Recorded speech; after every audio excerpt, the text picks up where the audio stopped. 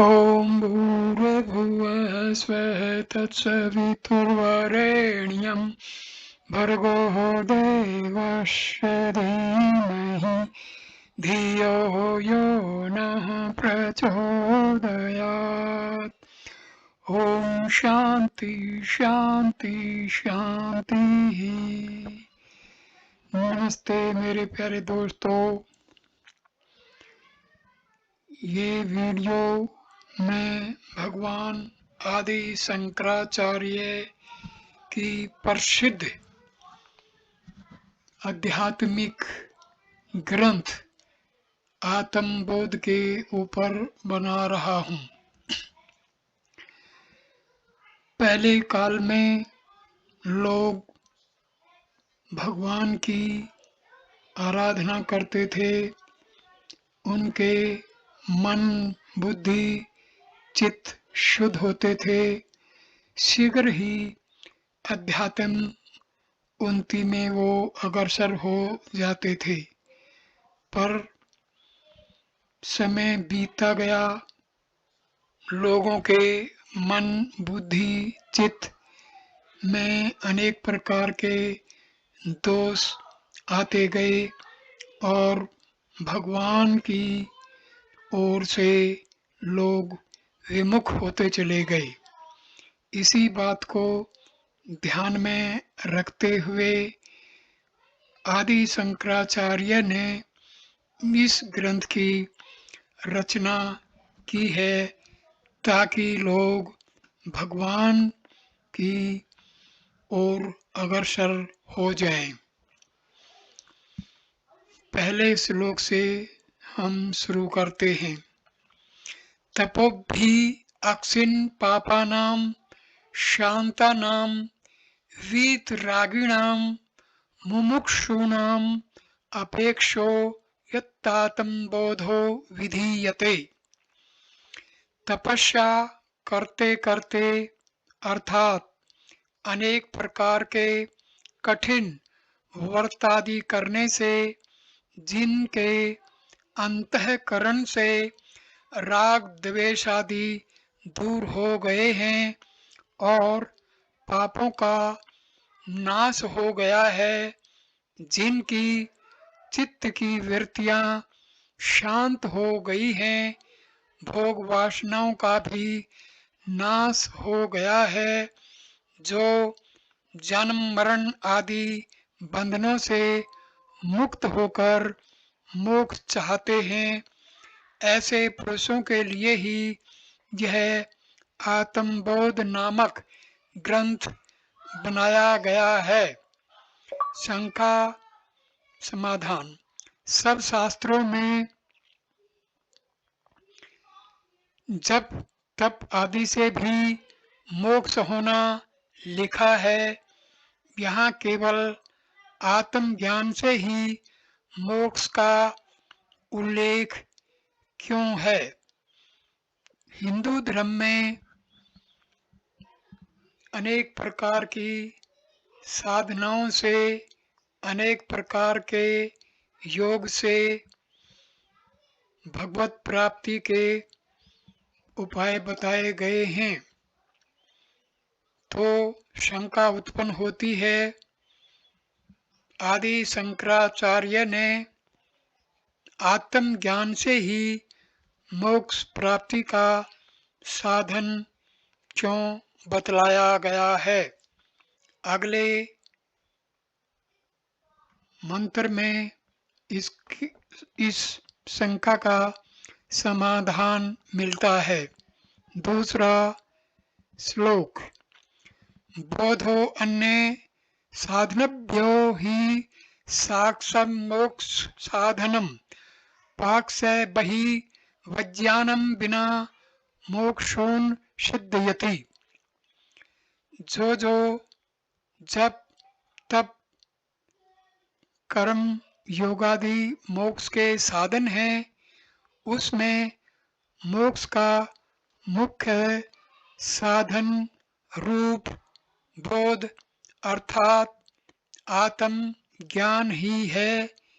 जैसे पाक बनाने में बर्तन लकड़ी, जल इत्यादि की आवश्यकता पड़ती है, किंतु पाक में मुख्य कारण अग्नि ही है और जो अन्य कारण हैं वे सहकारी कारण हैं।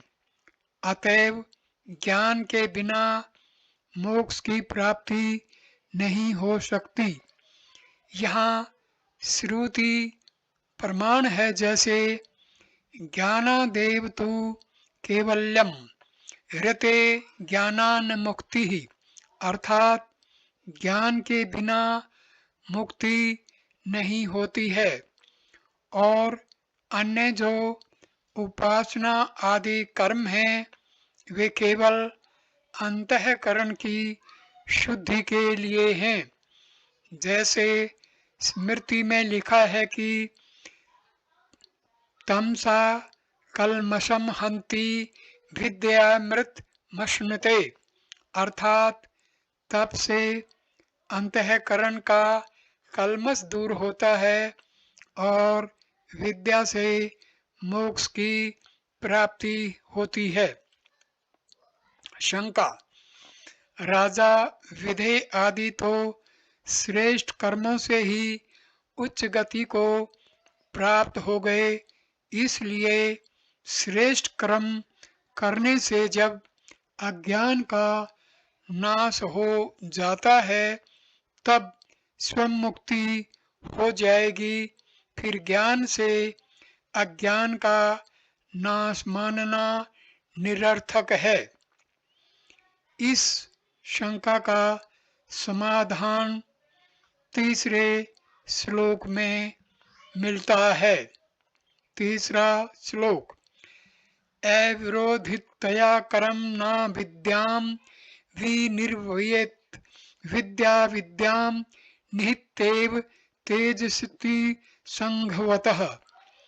कर्म और अविद्या परस्पर एक दूसरे के विरोधी नहीं हैं, इसलिए कर्म अविद्या को दूर करने में किसी तरह समर्थ नहीं है, किंतु अविद्या और अविद्या आपस में एक दूसरे विद्या और अविद्या आपस में एक दूसरे के विरोधी हैं।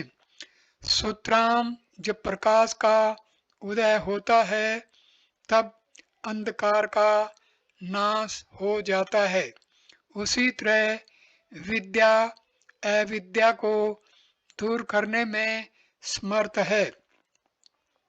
विद्या जैसे शुद्ध मुक्ति स्वरूप हूँ, यह शुद्ध ज्ञान मैं सुखी हूँ, मैं दुखी हूँ इत्यादि अविद्या को नष्ट कर देता है। चौथा श्लोक: प्रीछिन् इव्याज्ञानात्वेनाशेन केवलः स्वयं प्रकाशते हय्यात्मा मेघापायम शुभानिम।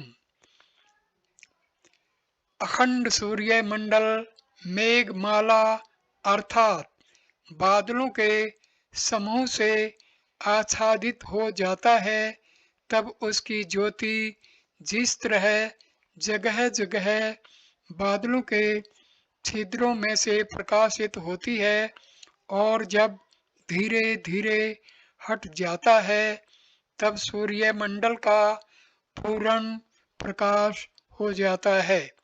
इसी तरह जीव इस अविद्या रूप देह में घिरा रहता है तब तक अखंड आत्म तत्व का ज्ञान नहीं होता और जब अविद्या दूर हो जाती है तब स्वयं ही प्रकाशवान ब्रह्म रूप प्रतीत होने लगता है।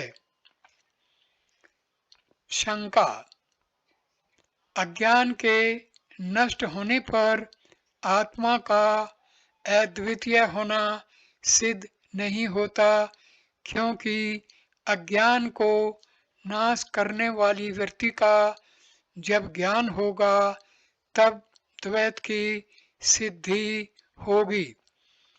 अगले 5वें श्लोक में इस शंका का समाधान मिलता है।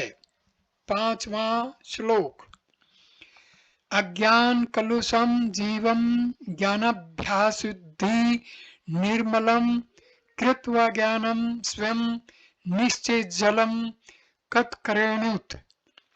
जैसे निर्मली बूटी गंदले जल को शुद्ध करके आप भी नष्ट हो जाती है, वैसे ही मैं कर्ता नहीं हूँ, मैं भोक्ता नहीं हूँ, मैं सच्चिदानंद ब्रह्म हूँ। इस प्रकार का ज्ञान मैं करता हूँ, मैं भोगता हूँ, इस अज्ञान से मलिन जो जीवात्मा है उसको निर्मल करके आप भी नष्ट हो जाता है। जो कदाचित यह कहो कि संसार तो साक्षात दिखता हुआ सत्य प्रतीत होता है, तो ब्रह्म की अद्वैतता किस प्रकार सिद्ध हो सकती है?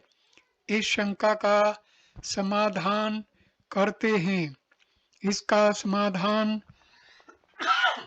6ठे श्लोक में मिलता है। 6ठा श्लोक। संसार सोपन तुल्यो ही राग द्वेषादि संकुलः सब काले सत्वद भाति प्रबोधे सत्वेद भवत। राग द्वेष आदि से व्याप्त यह संसार स्वप्न के तुल्य है, क्योंकि स्वप्न के समय की जो अवस्था है वह स्वप्न काल में ही सत्य सी दिखती है, किंतु जब प्रबोध होता है अर्थात जागृत अवस्था का आरंभ होता है, तब आत्मा और ब्रह्म की एकता के ज्ञान के पीछे एक क्षण में असत्य दिखने लगता है। अतएव मिथ्या जगत से आत्मा की अद्वैतता में हानि नहीं हो सकती है। जो कदाचित यह कहो कि जब संसार यथार्थ में मिथ्या ही है, तो सत्य और असत्य कब तक और किस प्रकार प्रतीत होता है? इसका समाधान 7वें श्लोक में मिलता है। 7वां श्लोक। तावत् सत्यम जगद भाति शुक्तिकारजतम यथा यावन्न ज्ञायते ब्रह्म सर्वाधिष्ठान मद्वयम्। जैसे जब तक यह ज्ञान नहीं होता है कि यह नील पृष्ठ वाली त्रिकोणाकार सीपी है, तभी तक सीपी का रजत चांदी सत्य सा दिखता है। उसी प्रकार जब तक सबके अधिष्ठान अद्वैत ब्रह्म का ज्ञान नहीं होता है, तभी तक यह संसार सत्य दिखता है और उसके पीछे तो मिथ्या ही प्रतीत होने लगती है। अब दृष्टांत से इस बात को दृढ़ करते हैं कि संपूर्ण जगत ब्रह्म में कल्पित है। 8वां श्लोक। सच्चिदात्त अन्य सयु नित्यो विष्णु परकल्पितः व्यक्तयो विविधा सर्वा हाट के कटकादिवात। सच्चिदानंद आत्मा अनसयुत अर्थात जैसे मणियों में सूत्र पुहा रहता है और मणि सूत्र में अनुगत है, इस प्रकार सब में नित्य और व्यापक है और जगत की अनेक प्रकार की व्यक्तियां अर्थात देव, मनुष्य, कीट आदि उसमें ऐसे कल्पित हैं जैसे सुवर्ण में कटक कुंडलादि, परंतु यथार्थ में सुवर्ण ही सत्य है। इसलिए नाम रूपात्मक मिथ्या है और आत्मा शुद्ध स्वरूप है।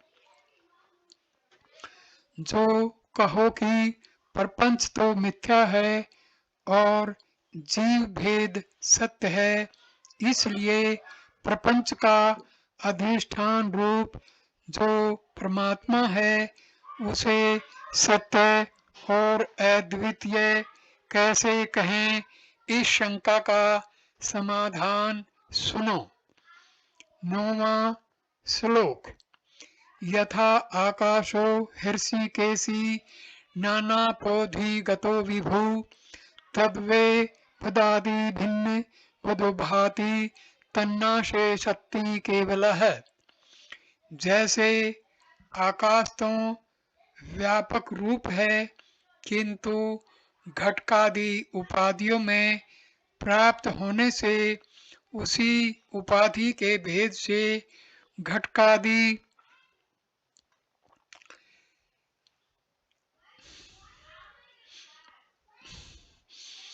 उपाधि भेद से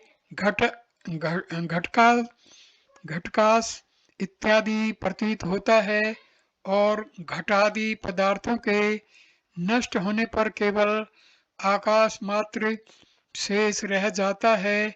उसी प्रकार ऋषिकेश अर्थात संपूर्ण इंद्रियों का परमात्मा अनेक प्रकार की देह आदि उपाधियों में प्राप्त होने से भिन्न भिन्न प्रतीत होता है, किंतु उपाधियों के नष्ट होने पर केवल एक अद्वितीय असंग ब्रह्म ही रह जाता है।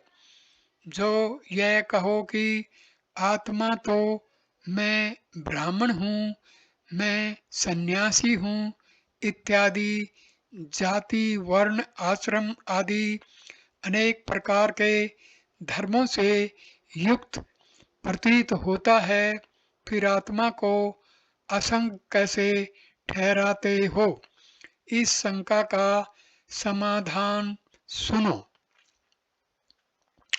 इस शंका का समाधान हमें 10वें श्लोक में मिलता है। 10वां श्लोक। नानापाधिवशादेव जाति नाम आश्रमादय आत्मन्य आरोपितस्योय रसवर्णादि भेदवत। ऊपर कही हुई अनेक प्रकार की उपाधियों के वश से जाति नाम आश्रम आदिक आत्मा में रख लिए गए हैं, यथार्थ में नहीं है। जैसे जल में कड़वा मीठा कसैला रस घोल देने से उस जल का स्वाद वैसा ही लगने लगता है और नील पीत आदि रंग घोल देने से नीला पीला दिखने लगता है। सो यह बात केवल दूसरी वस्तु के मिला देने से होती है, परंतु जल में कोई विकार नहीं है। इसका गुण तो यथार्थ में श्वेत और मिष्ट है।